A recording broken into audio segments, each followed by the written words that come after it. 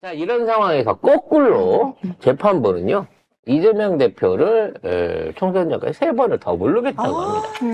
진짜. 네, 서울중앙지법이 어제 다음 기일로 오는 29일과 내달 2일 그리고 9일을 지정하겠다고 했습니다. 총선 전은 3번이나 법원에 출석해야 하는데요. 특히 총선 전날에도 가야 합니다. 아, 3번을 더 가야 돼. 근데 저번에 아니 너무 가가지고, 웃긴 게 김건희 관련해가지고 디올백 수사는 총선 이후로 미룬다 그러면서 왜 그쪽은 모든 편의를 다 봐주는데 여기는 하나도 안 봐주고 오히려 더 악랄하게 아니 뭐 해? 주가조작도 아직 김건희 부르지도 않았잖아요. 주가조작 그게 언제적 얘긴데 아직도 안 불러서 김건희 한 번도 출석도 안 했어요. 근데 지금까지 이재명 대표가 계속해서 나갔어요. 2달째. 일주일에 한두 번씩 재판정을 나가고 있는데, 현재 진행되고 있는 재판의 내용이 정진상 증인에 대한 반대신문이라는 거야.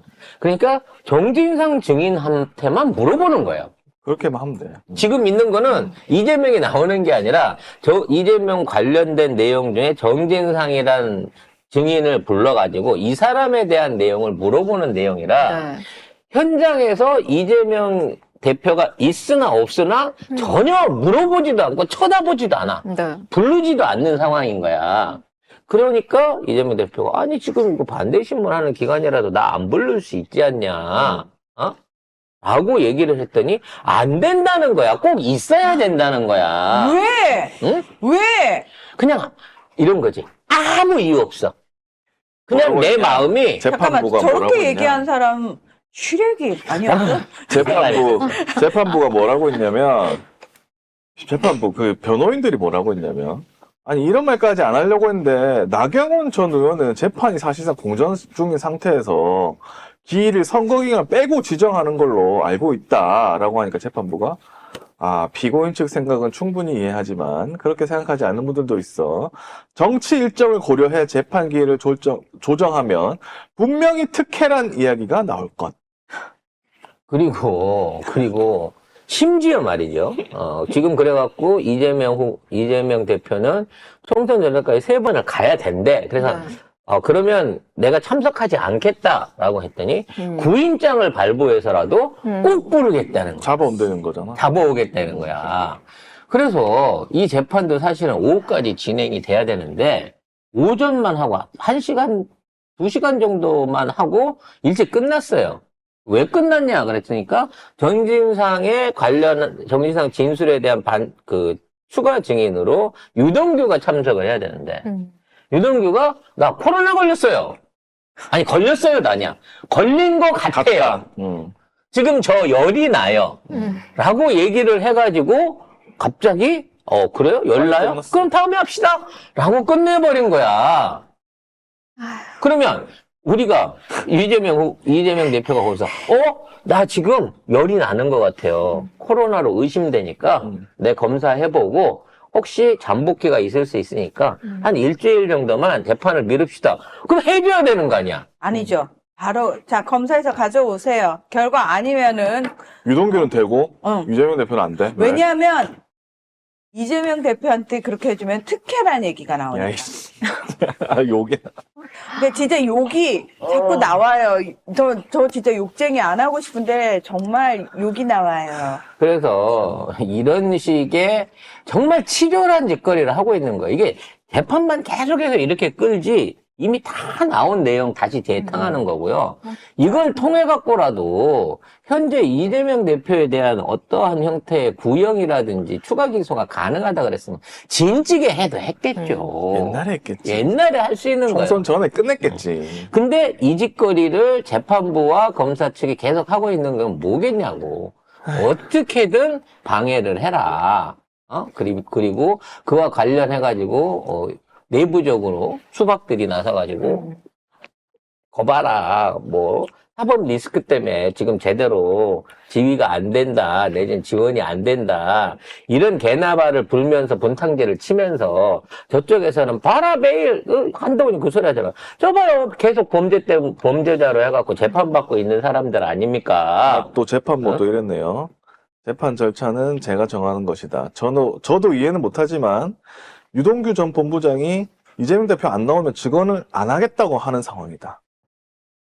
뭔 개소리냐고. 그러면 이재명 대표도 윤석열 안 나오면 재판 증언 안 하겠다 그래. 아, 재판 못 참여하겠다. 김건희 안 나가면 못 가겠다 그래, 그러면. 그러면 되잖아. 이게 뭐, 유동규가 그러면 증언하기 위해서 이재명 대표가 있어야 돼? 이게 무슨 말이에요? 아무튼 그래서 얘네들은 지금 이걸 계속 사법 리스크라고 해갖고 범죄자 프레임을 씌우기 위해서 한동훈 이걸 계속해서 씹고 있습니다. 저는 지가 감옥 보낸 범죄자를 만나갖고 서구결을 하면서 이런 상황에서 어떻게든 이재명 대표를 깎아내리기 위해서 이제 중국에서 이재명 대표가 한 발언 때문에 중국에 인기가 생겼다라는 부분을 놓고 아주 그냥 온갖 의원들과 외교부가 다 나서갖고 군령외교하고 있다고 씹고 있어요.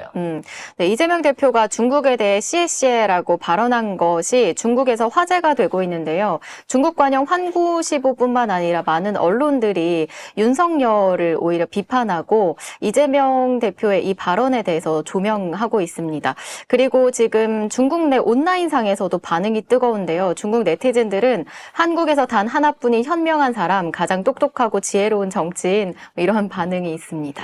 사실 이것도 중국 애들이 오바는 오바예요. 오바지. 왜냐면, 이게 뭐냐면, 뭐 중국에 쎄쎄했다고, 뭐 굴종 외교니, 뭐 어쩌고저쩌고 한동훈이고, 뭐 전부 다 뭐 그러고 있는데, 이재명 대표가 22일에 충남 당진에 시장을 갑니다. 가가지고, 대중 외교 정책을, 윤석열 정책을 비판을 하면서, 왜 중국에 직접거리나, 그냥 쎄쎄, 대만에도 쎄쎄 이러면 된다.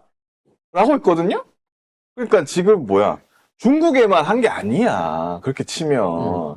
그 윤석열은 지금 치면 대만에만 쎄쎄하는 거잖아. 미국한테 쎄쎄하고. 아니 쎄쎄가 뭐야. 다 퍼줄 거 퍼주면서 쎄쎄 소리는 듣지도 못하면서 다 퍼주고 있는 거 아니에요 지금. 전쟁에 지금 중국 대만 쪽에 뭐 군사적 충돌 나면 우리 병사들 갈 마당인데 지금. 아니 대만 놈들은 대놓고 한국에서 F 우리 저기 뭐야 그 이번에 만든 거 우리 국산 전투기 대줄 줄 알고 우리가 K9 대주고 심지어 해병대가 파병 와가지고 지네 본토 지켜줄 거라고 믿고 있다니까. 우리한테서는 한 번도 그런 얘기를 들은 적이 없는데 우리 정부는 한 적이 없는데 대만 국민들은 그렇게 믿고 있어요. 왜? 일본이 지들이 중간에서 직접적으로 일본이 대만을 같이 지켜줄 건데 파병은 한국군이 할 거야. 이런 개소리를 해가지고 당연히 그게 의당되는 줄 알아요. 이거를 가지고 뭐 중국의 굴종이니 대만에 중국에 이렇게 다 얘기했는데 왜 대만을 빼놓고 중국 거만 지금 일본에 굴종하고 있는 건 안 보이나? 말이 안 나오네. 지금 역사부터 시작해 영토 문제부터 각종 외교 사안이나 소부장까지도 100% 일본을 위해서 지금 모든 걸 포기하고 굴종하고 있는 지금 윤석열 정부는 이게 정상인가요? 그리고 이재명 대표가 이런 식으로 얘기한 거 자체가 중국에서 왜 화제가 되는지 생각해 보세요. 그냥 일상적인 발언은 어떻게 보면 중국에도 쎄쎄하고 대만에 쎄쎄하면 되지 뭐. 별 신경 안 쓰고 양쪽 똑같이 대해주면 우리가 최소한 이득을 보더라도 손해가 볼 일은 없잖아라고 얘기를 한 것뿐이란 말이야. 그럼 그렇죠. 대만 입장에서 진정성이 없다. 중국 입장에서도 야 너무 이게 한중 관계를 너무 우습게 보는 거 아니냐고 비난을 때릴 수도 있는 문제야. 오히려 이걸 갖다가 비난을 하고 칭찬을 하고 한국의 정신 제대로 박힌 정치인이다라는 얘기는 뭐겠냐고. 반대편에 있는 윤석열을 대놓고 까는 거 아니야. 그리고 이런 말도 있어요. 이렇게 중국의 우호적인 말 몇 마디만 하면 한국은 모든 이익을 돌려받을 수 있을 것. 이것도 소개를 했거든요. 그렇대잖아. 결국 지금 우리나라 중립만 경제 파탄난 거, 지켜줘도. 경제 파탄난 거, 우리 수출 다 파탄난 거 중국 때문에 그런 거 아니에요? 중국 거를 포기해서 윤석열이. 여러분 모든 이번에 경제 위기가 중국하고 관계가 틀어져서요. 중국이 지금까지 20여 년 가까운 시간 동안 계속 우리한테 무역 흑자를 안겨줬던 무역 흑자국이었어. 윤석열 들어와서 바로 무역 적자국으로 뒤집힌 거예요. 지금 우리나라 무역 적자 다 중국에서 생기는 적자하고 일본에서 생긴 적자 때문에 생긴 거야. 과거에는 일본에서 만들어 온 적자를 중국이 카바를 해줬어요. 그래서 우리가 무역 흑자를 냈었단 말이야.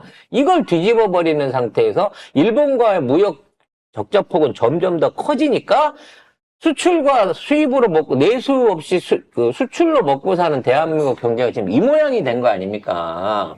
어쨌든 뭐 중국에서 황구시보까지 나서서 이재명 대표 발언을 뭐 이렇게 얘기하는 거 보니까 이제 정권 바뀌면 중국 수출은 문제 없을 것 같다. 그리고 바뀌어라 하는 거예요. 저쪽 입장에서는. 그러니까 바꾸면 수출도 돌아갈 거란 소리잖아, 결국에. 결국 저는. 한국의 제대로 된 정치인이 이재명밖에 없다는 얘기는 이재명 말고 다른 정치인들에 대해서는 중국은 다 비토한다. 그때 누가 있나? 어? 뭐 없지. 없지 뭐. 다음 우리 대선 없지. 사실 우리도 대안 없잖아. 그러니까 빨리 바꿔. 편하게 살고 싶으면 뭐든지 해줄게. 모든 이익을 돌려줄게. 그냥 한 놈만 정리해, 한 놈만. 세트로 셋을 해도 괜찮고, 지금 이 얘기를 중국이 간접적으로 하고 있는 겁니다. 그럼 위기감을 가져야죠. 아유, 중국 사람이 뭐 투표권 있어. 뭐 조선족이 서버 해킹해가지고 선거 조작할까? 말도 안 되는 얘기죠. 근데 국제사회 안에서 중국의 영향력이 미치고 있는 국가들, 지금 전 세계에 사채놀이 하고 있는 쩐주는 중국 하나밖에 없어요. 전 세계 모든 국가들이 다 중국에 가서 엎드려서 돈 빌리려고 허리를 숙이고 있는데, 지금 중국하고 러시아에 대놓고 개기고 있는 나라는 대한민국 하나밖에 없는 상황에서 중국이 그나마 이재명이 있기 때문에 한국이 가능성이 있고 미래가 있다라고 인정하고 있다는 겁니다. 그리고 뭐 중국 동포가 뭐 투표를 한다 어쩐다. 그거 지방선거밖에 못 합니다. 예? 국회의원 선거 아니에요.